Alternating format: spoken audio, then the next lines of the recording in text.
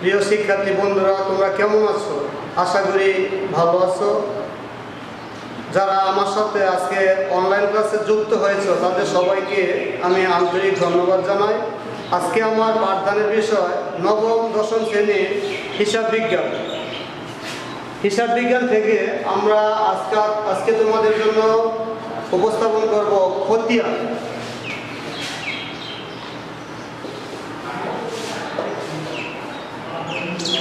নবম দশম শ্রেণীর হিসাব বিজ্ঞান ক্লাসের খতিয়ানে সবাইকে আমার আমন্ত্রণ। চলে এসো, এবার খতিয়ান সম্পর্কে আমরা কিছু জানি। হিসাব বিজ্ঞান এমন একটা ব্যবস্থা পুরা পৃথিবীকে সুশৃঙ্খল এবং একটা নিয়মের মধ্যে নিয়ে এসেছে হিসাব বিজ্ঞান। হিসাব বিজ্ঞান বিষয় আধুনিক যুগের মানুষের শরীরে যেমন রক্তের ধারা বইছে, ঠিক তেমনইভাবে প্রতিটি প্রতিষ্ঠানের রন্ধ্রে রন্ধ্রে, শিক্ষা প্রতিষ্ঠান, সামাজিক প্রতিষ্ঠান, যে কোনো অর্থনৈতিক প্রতিষ্ঠানের জন্য হিসাব বিজ্ঞান অপরিহার্য। তো হিসাব বিজ্ঞানের একটি অংশ খতিয়ান।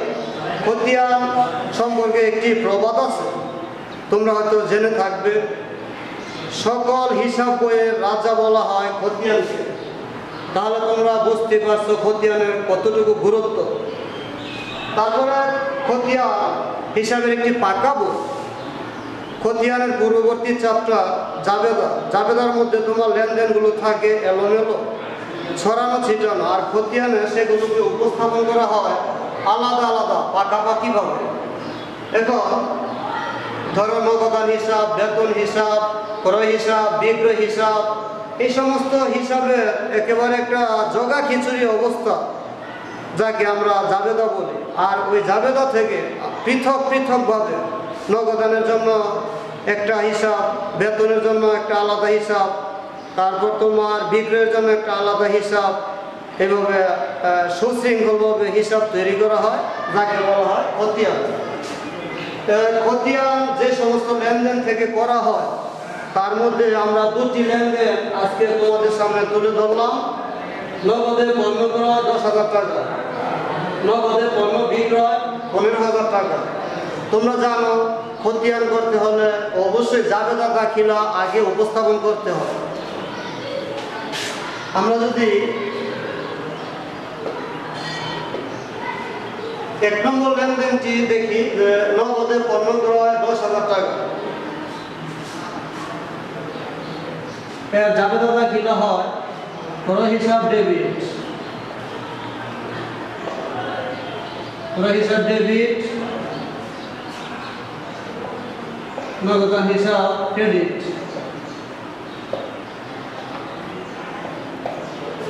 2 নম্বর নগদে পণ্য বিক্রয় 15,000 টাকা, এর জাবেদা দাখিলা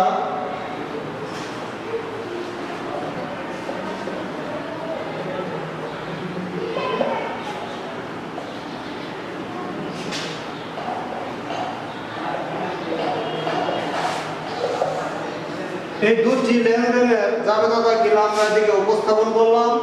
ক্রয় হিসাব ডেবিট, নগদান হিসাব ক্রেডিট, নগদান হিসাব ডেবিট, বিক্রয় হিসাব ক্রেডিট। এখন তোমাকে যদি বলা হয় যে নগদান হিসাবের খতিয়ান তৈরি করো, নগদান হিসাবের খতিয়ান তৈরি করো, প্রথমে চলে এসো খতিয়ানের ছকে।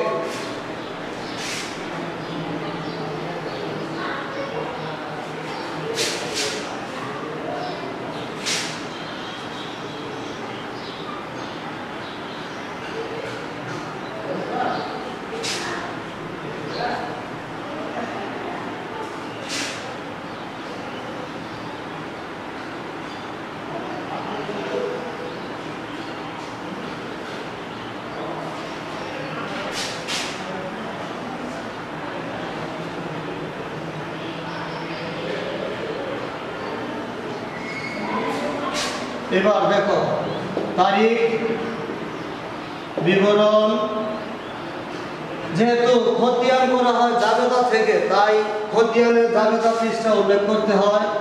জাবেদা পৃষ্ঠা টাকা একইভাবে ডান পক্ষ, তারিখ, বিবরণ,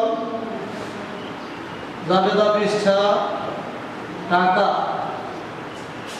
তোমরা খেয়াল করো, 1 2 3 4 5 6 7 8, মোট 8টি ঘর এই ছকে, খতিয়ানের ছকে। এর মধ্যে 4টি বাম পাশে আর 4টি ঘর ডান পাশে। বাম পাশের ঘরগুলোকে ডেবিট আর বাম পাশের ঘরগুলোকে ক্রেডিট নামে আখ্যায়িত করা হয়। এখন আমরা খতিয়ান করব নগদান হিসাবে, লিখে দিলাম নগদান। অর্থাৎ এই খতিয়ানে নগদ সংক্রান্ত প্রতিষ্ঠানে যত প্রকার হিসাব আছে সব এদিকে আসবে, এক নজরে সব পাওয়া যাবে। এখন 1 তারিখের জাবেদা কিনা তুমি খেয়াল করো, নগদান হিসাব কোন পাশে আছে, ডেবিট না ক্রেডিট? যেহেতু নগদানের খতিয়ান করা হচ্ছে, তোমাকে প্রথমে খেয়াল করতে হবে নগদান কোন পাশে আছে, ডেবিট না ক্রেডিট। যদি আমরা এই জায়গায় দেখতে পাচ্ছি যে নগদান ক্রেডিট দিকে আছে, তাহলে হিসাবের কিন্তু দুটি পক্ষ, ডেবিট এবং ক্রেডিট। তাহলে নগদান হিসাব যে পাশে আছে ওই পাশে আমাকে অবস্থান করতে হবে। তারিখের ঘরে প্রথমে ক্রেডিট দিকে, তারিখের ঘরে প্রথমে সাল, তারপর মাসের নাম, এরপর তারিখ। এখন ক্রেডিট দিকে আমি কেন আসলাম? কারণ নগদান হিসাব ক্রেডিট পাশে আছে। আমি যে হিসাবের খতিয়ান তৈরি করব নগদান হিসাবে, এখন নগদান হিসাব যে পাশে আমি সেই পাশে অবস্থান নিলাম। যেহেতু নগদান ক্রেডিট পাশে, আমি ক্রেডিট পাশে অবস্থান নিলাম। ক্রেডিটের তারিখের ঘরে সন এবং তারিখ দেওয়ার পরে বিবরণের ঘরে, এবার বিবরণের ঘরে কি হবে? বিবরণের ঘরে অবশ্যই বসাতে হবে নগদান যেদিকে তার বিপরীত নাম। অর্থাৎ নগদান ক্রেডিট দিকে আছে, বিবরণের ঘরে দফা অথবা এন্ট্রি আনতে হবে ডেবিটে, অর্থাৎ বিপরীত। তাহলে কি আসছে? ক্রয় হিসাব। ক্রয় হিসাব আর টাকা কত? এদিকে লেনদেনের টাকা ছিল তোমার 10,000 টাকা, আর এদিকে ছিল 15,000। তাহলে 1 তারিখের লেনদেনে তোমার টাকার পরিমাণ ছিল 10,000, এদিকে বসিয়ে দিলাম 10,000 টাকা। আরেকবার খেয়াল করো, আমি নগদান হিসাবে খতিয়ান তৈরি করছি। নগদান ক্রেডিট দিকে আছে, তুমি ছকের ক্রেডিট পাশে অবস্থান করে তারিখ সাল দেওয়ার পর এখন বিবরণের ঘরে আসবে নগদান হিসাব ক্রেডিটে আছে, বিবরণের ঘরে আসবে উল্টো দিকে ডেবিট। ডেবিট যে এন্ট্রি, ওই এন্ট্রি আসবে, অর্থাৎ ক্রয় হিসাব। এবার আবার চলে গেল আমরা দ্বিতীয় লেনদেনে, নগদে পণ্য বিক্রয় 15,000 টাকা।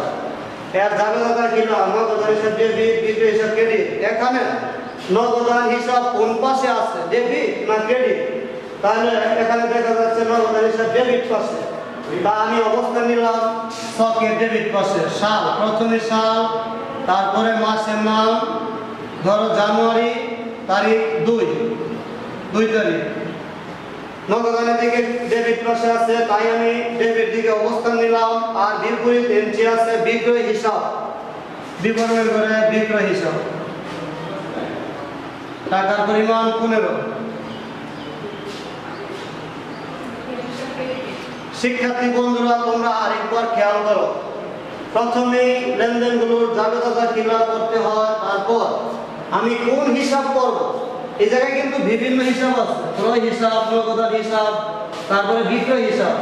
আমাকে ধরো করতে বলা হয়েছে নগদান হিসাব, তা আমি নগদান হিসাবের ছক করলাম। নগদান হিসাব তুমি নাম দিবা। এরপরে যে সমস্ত জায়গায় নগদান আছে ওই সমস্ত জায়গায় অবস্থান করো। নগদান কোন পাশে আছে খেয়াল করো, নগদান ক্রেডিট দিকে, তাই আমি যে ক্রেডিট দিকে অবস্থান নিলাম। সাল, তারিখ, যেহেতু 1 তারিখের লেনদেন, যে 1 তারিখ দিলাম।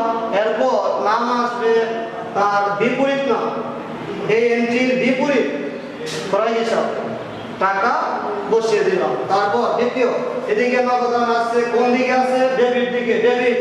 তাহলে আমি ডেবিট পাশে অবস্থান নিলাম। সাল, তারিখ, যেহেতু এই লেনদেনটা 2 তারিখের, 2 তারিখ দিয়ে দিলাম। এখন নগদান কোন দিকে আছে ডেবিট, যার জন্য আমি ডেবিট পাশে অবস্থান নিলাম। আর এন্ট্রি হবে বিপরীত, তাহলে বিক্রয় হিসাব, বিবরণে বিক্রয় হিসাব টাকার পরিমাণ। আশা করি তোমরা বুঝতে পারছো। এবার হিসাব বিজ্ঞানের একটি কথা আছে, সর্বদা ডেবিট পক্ষ সমান ক্রেডিট পক্ষ, অর্থাৎ ডেবিটের টাকার পরিমাণ ক্রেডিট করে টাকার পরিমাণের অবশ্যই সমান হবে। কিন্তু আমরা দেখতে পাচ্ছি ডেবিট দিকে টাকার পরিমাণ 15,000 আর ক্রেডিট দিকে টাকার পরিমাণ 10,000। তাহলে এই টাকা অবশ্যই ব্যালেন্স করতে হবে, সমান করতে হবে। এদিকে টাকা 15,000, এদিকে 10,000, তাইলে এদিকে 5,000 টাকার শর্ট, 5,000 টাকা ঘাটতি। তাইলে যোগফল, তুমি যোগফল নামিয়ে দাও 15,000, এদিকেও 15। উভয় পক্ষ অবশ্যই সমান হতে হবে, আর যদি কোনো ঘাটতি থাকে সমান করতে হবে। তাইলে এদিকে 15 যোগফল ঠিক আছে, কিন্তু এদিকে তো 10-এর জায়গায় 15 লেখা হলো। তাইলে কত শর্ট? 5,000 টাকা। 5,000 টাকা এদিকে বসাতে হবে। তো এর নাম কি হবে? Balance CD.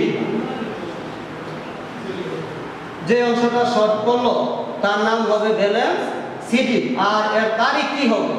এর তারিখ হবে চলতি মাসের শেষ দিন। তাইলে জানুয়ারি মাস আমরা জানি 31 দিনে শেষ হয়, তাইলে জানুয়ারি 31। এরপর উভয় পক্ষ সমান হয়ে গেল, এদিকেও 15, এদিকেও 15। এখন এই ব্যালেন্স সিডি টাকা তার বিপরীত পাশে ব্যালেন্স বিডি হয়ে আসবে। 5,000 টাকা নিয়ে আসলাম তার বিপরীত, 5,000 টাকা সিডি টাকা ক্রেডিট পাশে নিয়ে আসলাম উল্টা দিকে ডেবিট পাশে, আর নাম হবে ব্যালেন্স বিডি। এর তারিখ কি হবে?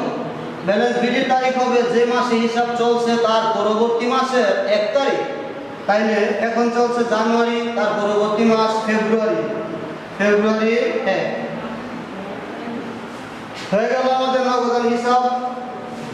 এখন অনুরূপ ভাবে তোমরা ক্রয় হিসাব, বিক্রয় হিসাব এগুলিও করতে পারো।